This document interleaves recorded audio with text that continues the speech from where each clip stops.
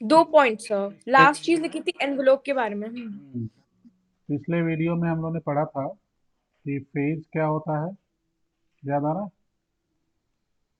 Phase, yes sir. फिर वे front पढ़ा था, हम्म। बोलो।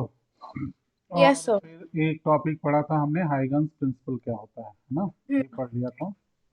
अब इसके आगे तो आज ये चैप्टर कंप्लीट हो जाएगा, ठीक है। क्या सर, अभी तो बहुत शुरू किया छोटा था हमने। छोटा चैप्टर है, बहुत ओ। छोटा छोटा चैप्टर है।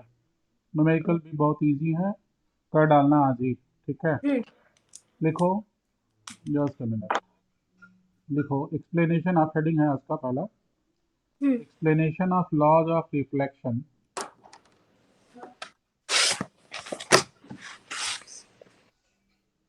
Explanation of laws of reflection on the basis of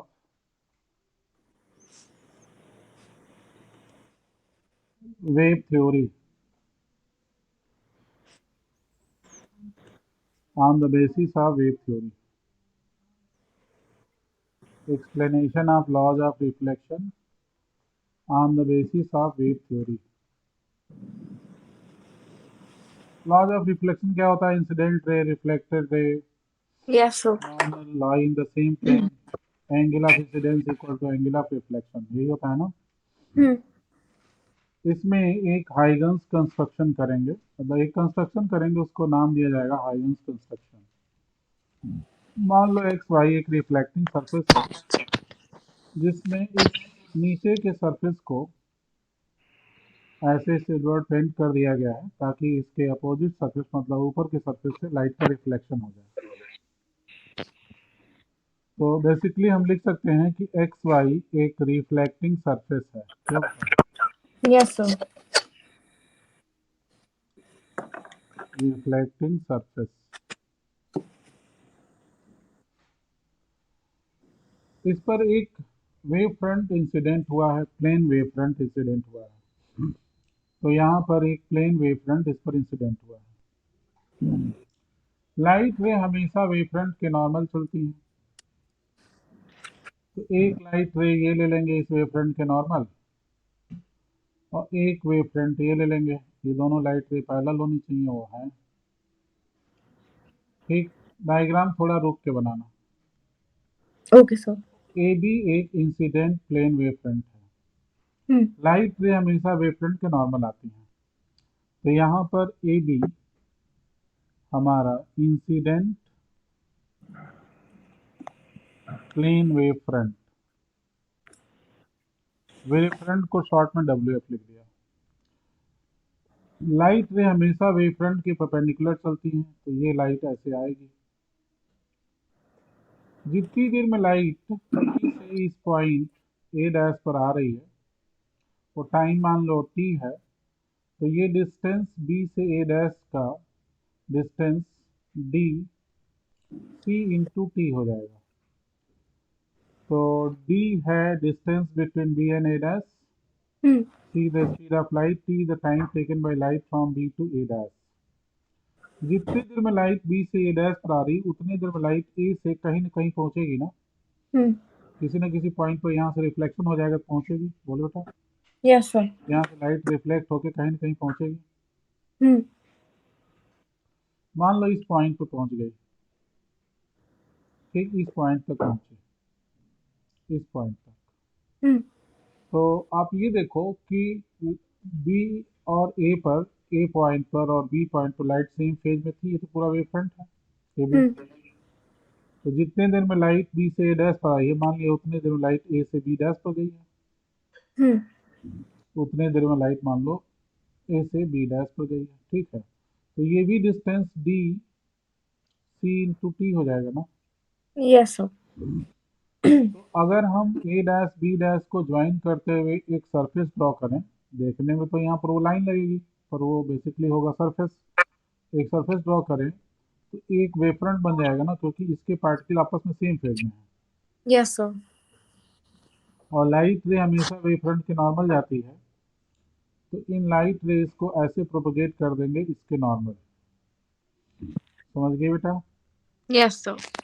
इसमें एरो भी बना दो प्रॉपरली। यहाँ पर एक नॉर्मल ड्रॉ करेंगे एंगल ऑफ इंसिडेंस को शो करने के लिए, तो ए एन यहाँ पर एक नॉर्मल हो गया, ए डैश एन डैश यहाँ पर एक नॉर्मल हो गया। ठीक है, तो यहाँ पर ए एन एक नॉर्मल है, ए डैश एन डैश एक नॉर्मल है।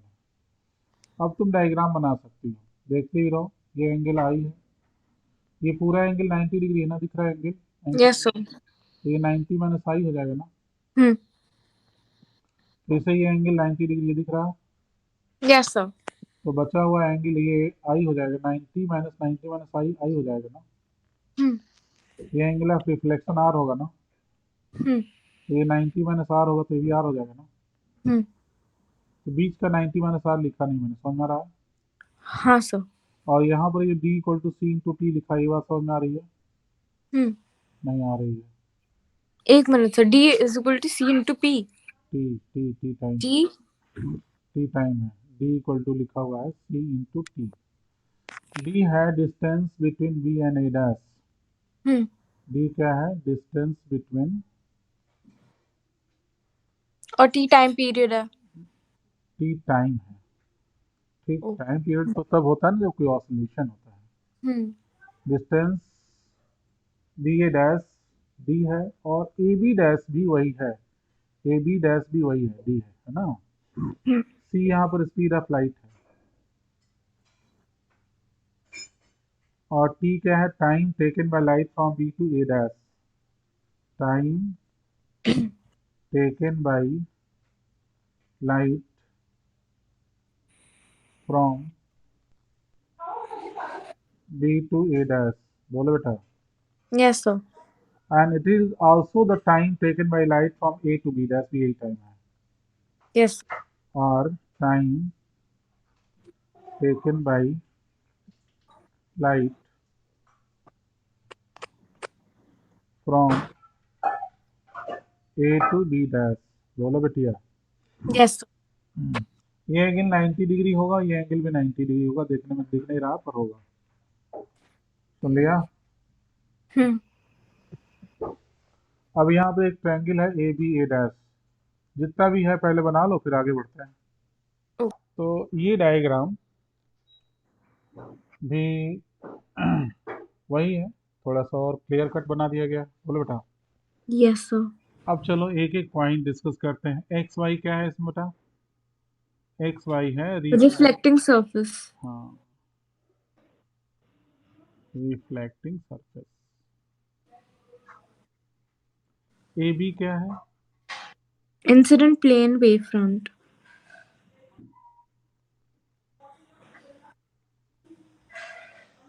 ए डैश बी डैश क्या है? Reflected wave front. Plane wave front. Yes sir, reflected plane wave front. A N क्या है? N A dash N dash बताओ, नॉर्मल्स। Yes sir. आई क्या है? Incident angle of incidence. R angle of reflection, angle of reflection. Good, ठीक। तो ये सभी एक प्लेन में तो है ही है, हमें बस ये प्रूव करना है कि आई इक्वल टू आर होगा। सुनिए ना। Yes अच्छा, sir. बाई एजम्पशन ये है कि B A dash equal to A B dash है इक्वल टू सी टी, है ना? बोलो। ठीक, तो थोड़ा डायग्राम को छोटा करेंगे और फिर जो बचा हुआ स्पेस है उसी में लिख करके प्रूव कर देंगे। ध्यान से देखना हो। From triangle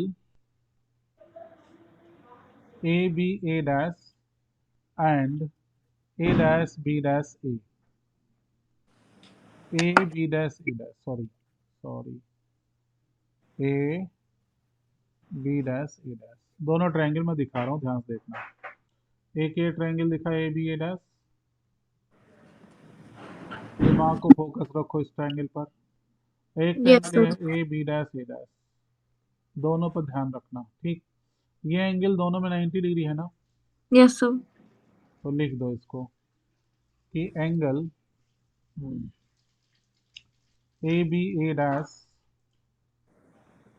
is equal to angle A B dash A dash and both are equal to 90 degree. Reason बड़ा सिंपल है कि ray is always perpendicular to wave front, नहीं है बोलो? Yes, sir. है. Ray is perpendicular to wave front. Wavefront. अच्छा, मैं तो ऐसे शॉर्ट में लिखूंगा, पर एग्जाम में आपको ऐसे नहीं, परपेंडिकुलर पूरा लिखना पड़ेगा, वेव फ्रंट पूरा लिखना पड़ेगा। हाँ सर, वो तो है ही। Yes sir. ठीक। अच्छा, B A dash equal to A B dash equal to C into T, बोलो। Yes this sir. Is by assumption, नहीं है बोलो? Yes sir. And A dash side is common in both triangle. A dash equal to A dash common. बोले बेटा, yes. common in both triangle. Yes sir. So therefore we can say triangle ABA dash is congruent to triangle AB dash A dash. Therefore angle I equal to angle R. Congruent triangle सारे angle same होंगे, तो I yes equal sir. to R. Prove हो गया ना? हम्म. तो note कर लो।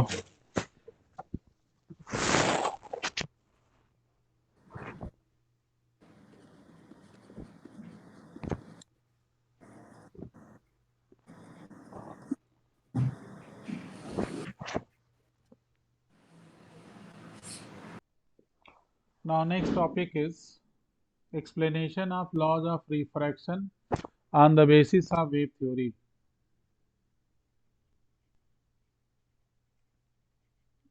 Explanation of laws of refraction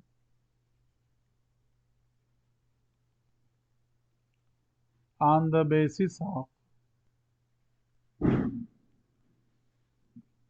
wave theory.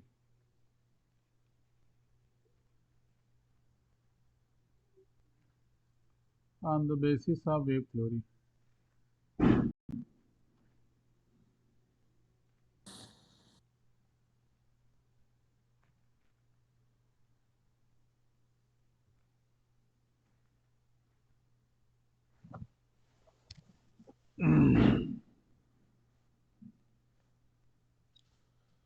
तो laws of refraction को प्रूव करना है। Wave theory means Huygens principle, सुन लिया ना? ठीक। Yes sir. तो एक रिफ्रैक्टिंग सरफेस बनाते हैं जो दो मीडियम को सेपरेट करेगा। साथ साथ बना सकती है, क्योंकि अब एक टॉपिक समझ गई हो तो ये आसान रहेगा। Okay sir. एक्स वाई एक रिफ्रैक्टिंग सरफेस है, यहाँ भी लिख भी दिया मैंने।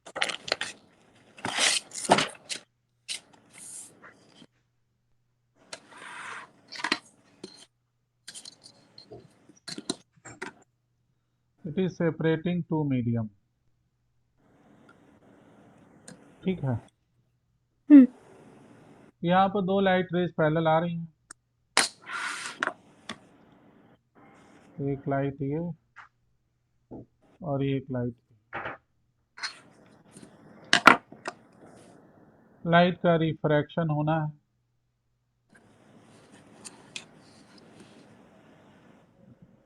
यहाँ पर हमने बना लिया एक प्लेन वेव फ्रंट,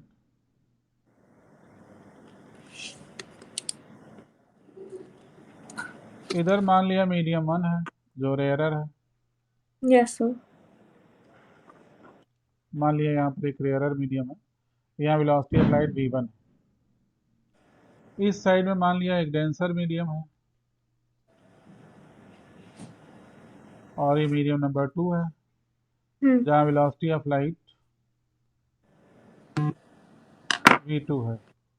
तो definitely v1 will be more than v2, समझ गई? तो रेयरर मीडियम वेलोसिटी v1 है, डेंसर मीडियम वेलोसिटी v2, समझ में आया था? Yes sir. यहाँ पर नॉर्मल ड्रॉ कर देंगे।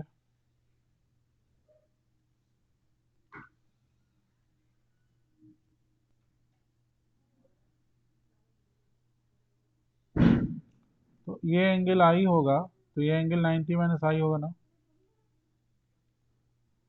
तो ये एंगल भी आई होगा, बोले बेटा?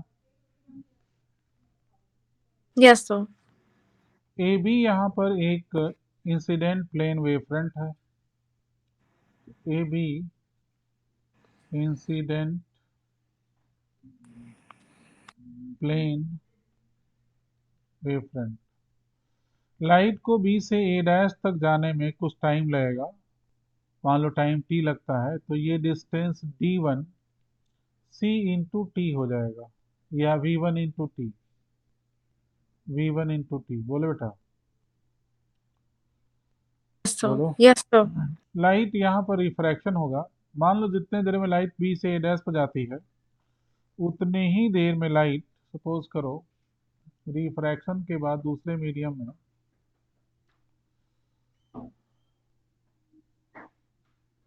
ए से बी डैश पे चली जाती है, सपोज करो। मैंने क्या एज्यूम किया, जितने देर में लाइट बी से ए डैश पे जा रही है, उतने देर में लाइट दूसरे मीडियम में थोड़ा कम डिस्टेंस मूव करेगी, तो ये थोड़ा छोटा बना दें। तो ये distance d2 v2 into T हो जाएगा, क्योंकि पहले Yes, मीडियम sir. में स्पीड ज़्यादा है, दूसरे मीडियम में स्पीड कम है। अब जब लाइट जिस समय ए डैश पे पहुंच रही है, उसी समय लाइट इस पॉइंट बी डैश पे पहुंच रही है। देख रही हो पॉइंट बी डैश? हाँ, sir. इनके parent particle A B same phase में है ना? A, B, हाँ। तो जितने देर के बाद लाइट ए डैश पर आई है, उतने ही देर के बाद लाइट बी डैश पर आई है। Time Yes, sir. इक्वल लगाना, तो ये दोनों भी तो सेम फेज में होंगे। Hmm. तो अगर हम इनको ज्वाइन कर दें तो एक वेवफ्रंट बन जाएगा ना। Yes, sir. अभी अभी जो ताजा ताजा बना है ए डैश बी डैश, Hmm. वो रिफ्रैक्टेड प्लेन वेवफ्रंट होगा ना, रिफ्रैक्टेड। Yes, sir. और लाइट रे हमेशा वेवफ्रंट के नॉर्मल जाती है ना, Hmm. तो ये लाइट इसके नॉर्मल चली जाएगी, ऐसे ही ये लाइट इसके पैरेलल हो जाएगी। बोले बेटा, Yes, sir. यहाँ पर नॉर्मल ड्रॉ करेंगे तो ए डैश एन डैश एक नॉर्मल बन जाएगा। ए डैश दिख रहा है कि दोबारा लिख दो, मैं इरेज करके? दिख रहा है, sir.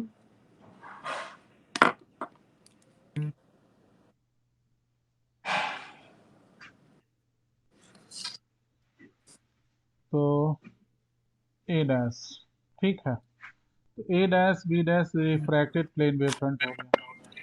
ये एंगल ऑफ रिफ्रैक्शन, तो ये 90 माइनस आर। बोलो बिटिया, Yes, sir. तो ये भी आर हो जाएगा ना। Yes, sir. ठीक, तो ये जो कुछ भी हम लोगों ने कंस्ट्रक्ट किया है बेटा, इसको बोलते हैं हाइगन्स कंस्ट्रक्शन। ठीक है, क्या Hmm. बोलते हैं इसको? Huygens Huygens constant. कंस्ट्रक्शन। ठीक है, बोर्ड एग्जाम में इस डायग्राम को बनाने के ही 2 मार्क्स मिल जाते हैं। एरो वगैरह ठीक से बना रखा है, सारे एंगल ठीक से मेंशन कर रखे हैं। Yes, ये sir. एंगल 90 डिग्री दिखा दो, ये एंगल 90 डिग्री दिखा दो, भले ही एग्जैक्टली ना बन पाए। डायग्राम बन गया?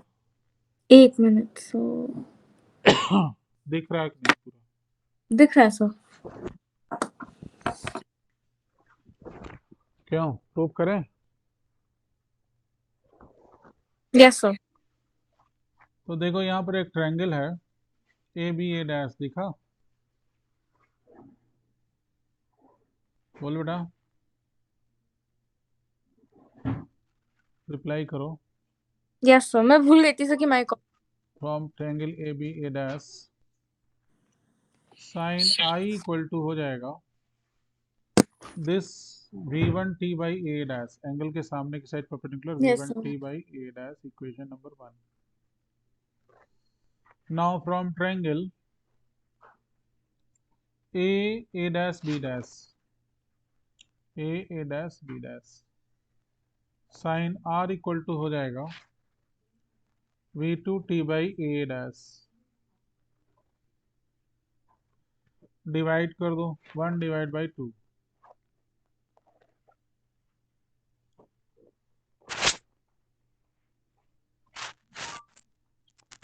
1 डिवाइड बाई 2, तो sine I by sine R, अगर ध्यान से देखो ए डैश कट जाएगा, टी टी कट जाएगा, v1/v2 हो जाएगा ना। बोले बेटा। Yes sir. और v1/v2 ही को तो बोलते हैं 1/2, जो एक कांस्टेंट यस सर। होता है। तो this is what Snell's law. हाँ sir, sine R sine R Snell's law ही है। इसको 1/2 कहते हैं। अगर मीडियम 1 है, ये मीडियम 2 है, तो हम्म। Refractive index of medium 2 is equal to 1। ठीक है, यस सर। तो समझ में आ गया। Yes sir. एक टॉपिक छोटा सा और बचा है, चैप्टर खत्म करते हैं आज। Okay sir. नोट कर लिया आपने? कर लिया नोट सर। तो नेक्स्ट टॉपिक लिखो, ऑप्टिकल पाथ। ऑप्टिकल पार। पाथ। पाथ। ऑप्टिकल पाथ, जैसे किसी पर्टिकुलर टाइम में लाइट किसी मीडियम में एक सर्टेन डिस्टेंस मूव कर रही है, तो उतने ही टाइम में एयर में कितना डिस्टेंस मूव करेगी, उस डिस्टेंस को equivalent optical path of medium 1 बोलेंगे, है ना। हम्म। तो जैसे इसमें एक छोटा सा रिलेशन एस्टेब्लिश कर सकते हैं। जैसे हम लोग यहाँ पर दो मीडियम बना ले रहे हैं।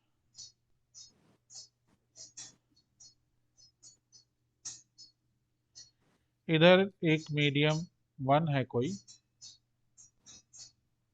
Just minute. इधर मान लो यहाँ पर एयर है या वैक्यूम है।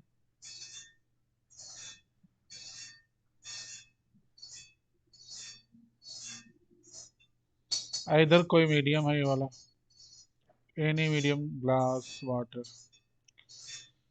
लाइट जो है ऐसे मूव करके चली गई, ठीक। बस क्या है, whatever time taken by light in air, in the same time light move through this medium too. समझी बच्चा? ये डिस्टेंस मान लो कैपिटल डी है, ये डिस्टेंस मान लो स्मॉल डी है। तो यहाँ स्पीड ऑफ लाइट सी होगी, एयर है तो यहाँ पर स्पीड लाइट भी होगी। तो टाइम पहले मीडियम निकालें तो कैपिटल डी बाई सी, दूसरे मीडियम में टाइम अगर निकालें तो small T equal to small D by C V. बोले बेटा, इक्वेशन नंबर 2, ठीक। Yes sir. तो D by C equal to small D by V. बोलो बेटा। Yes sir. तो capital D by small D equal to C by V हो जाएगा ना, हम्म। और ये म्यू होता है ना। हाँ सर। तो capital D equal to mu into D हो जाएगा ना। ओहो, हम्म। स्मॉल डी लिखना था। सर हम इसकी कोई डेफिनेशन नहीं लिखेंगे? नहीं, जरूरत नहीं, ठीक। जहाँ भी जरूरत होगी जरूर लिखवाया जाएगा। यस सर, क्योंकि सब्जेक्टिव पेपर आने वाला है तो। नहीं नहीं नहीं, बस ये न्यूमेरिकल पूछे जाते हैं, बस इसकी जरूरत पड़ती है न्यूमेरिकल के बीच में। यस नोट कर सर। लो।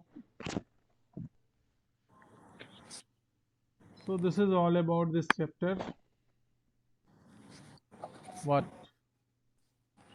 Huygens principle. अब दो चैप्टर और बच गए रिड्यूस सिलेबस के हिसाब से, एक इंटरफेरेंस और दूसरा डिफ्रैक्शन।